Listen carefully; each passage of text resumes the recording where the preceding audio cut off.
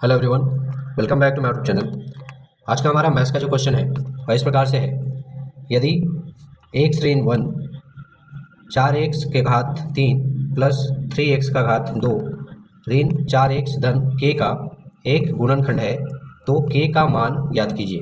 हमको क्या करना है, क्वेश्चन में k का मान फाइंड करना है। ओके, क्वेश्चन के लिए जो ऑप्शन है वह इस प्रकार से है। Option A 3, option B 2, option C ऋण 2 और ऑप्शन डी ऋण 3। तो चलिए इस प्रकार के क्वेश्चन को कैसे सॉल्व किया जाता है उसको सीखते हैं और समझते हैं। ओके, तो सर्वप्रथम हम लोग क्या करेंगे, क्वेश्चन में जो x ऋण 1 दिया हुआ है इसके बराबर हम मान लेंगे कि 0 है।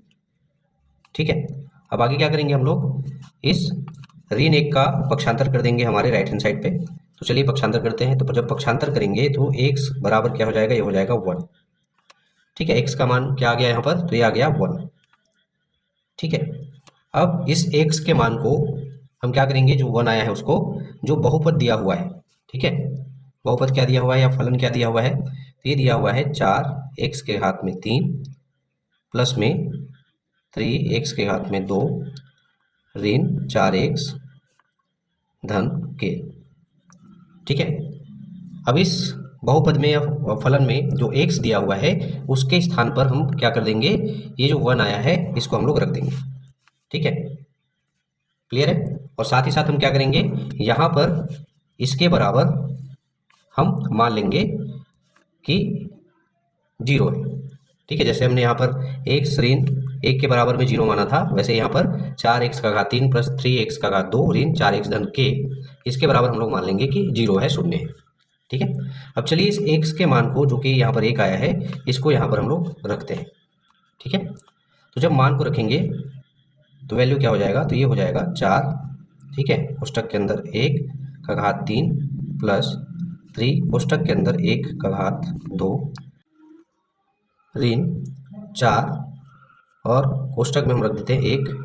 ठीक है, धन के बराबर में 0। ओके, अब आगे जब इसको सॉल्व करेंगे तो ये हो जाएगा 4 गुने में, अब 1 के घात में क्या है, 3 है, यानी कि 1 का गुना 3 बार होगा, और 1 का गुना 3 बार करने पर मान जो आएगा वो कितना आएगा, 1 आएगा। और कोष्टक को जब हटाएंगे तो ये 4 के साथ में गुना हो जाएगा। ठीक है, उसके बाद प्लस है। अब 3 का गुना किससे हो जाएगा, यहाँ पर 1 का घात 2 दिया हुआ है, यानी कि 1 का गुना 2 बार होगा, और उसका मान क्या आएगा, 1 आएगा, और कोष्टक को जब हटाएंगे तो ये 3 के साथ में गुना हो जाएगा। ठीक है, उसके बाद है ऋण 4। अब 1 में से जब कोष्टक को हटाएंगे तो ये हो जाएगा 4 गुने में 1 और इधर धन में k बराबर में 0। क्लियर इतना? ओके, अब आगे जब हम इनका आपस में गुना करेंगे, ठीक है, जैसे 4 गुना 1 तो 4 आएगा, 3 गुना 1 तो इसका मान 3 आएगा, यहाँ पर 4 गुना 1 तो इसका मान 4 आएगा। ठीक है, चलिए आगे इसको हम लोग लिख लेते हैं। अब देखिए आगे जब इसको सॉल्व करेंगे तो जैसे कि मैंने कहा, ये 4 हो जाएगा, फिर धन ये 3 हो जाएगा, ऋण 4 हो जाएगा और धन में k बराबर में 0। ठीक है, अब आगे क्या करेंगे, ये धन 4 और ऋण 4 जो है आपस में क्या हो जाएंगे, घट जाएंगे या कैंसिल हो जाएंगे। ठीक है, हमारे पास क्या बच रहा है, तो हमारे पास बच रहा है 3 धन k बराबर में 0। ठीक है, अब आगे इसको जब सॉल्व करेंगे और तो यहाँ पर हम इस 3 का क्या कर देंगे, पक्षांतर कर देंगे हमारे राइट हैंड साइड पे।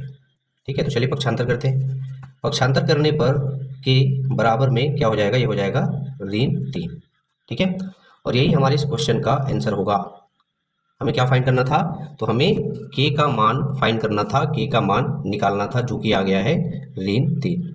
ठीक है, अब चलिए बारी आती है ऑप्शंस की तरफ चलने की। ऑप्शंस की तरफ चलते हैं और देखते हैं कि कौन से वाले ऑप्शन में ऋण 3 दिया हुआ है।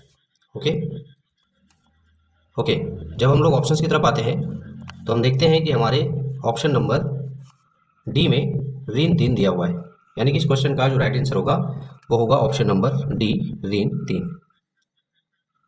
ठीक है, यदि x ऋण 1 4x का घात 3 प्लस 3x का घात 2 ऋण 4x धन k का एक गुणनखंड है तो k का मान क्या होगा, तो k का मान होगा ऋण 3। ओके, आशा करता हूँ आप सभी को इस प्रकार का क्वेश्चन कैसे सॉल्व किया जाता है, कैसे बनाया जाता है, वह बहुत अच्छे तरीके से समझ में आया होगा, तथा यह वीडियो जो है आप लोगों के लिए यूजफुल और हेल्पफुल दोनों साबित होगा।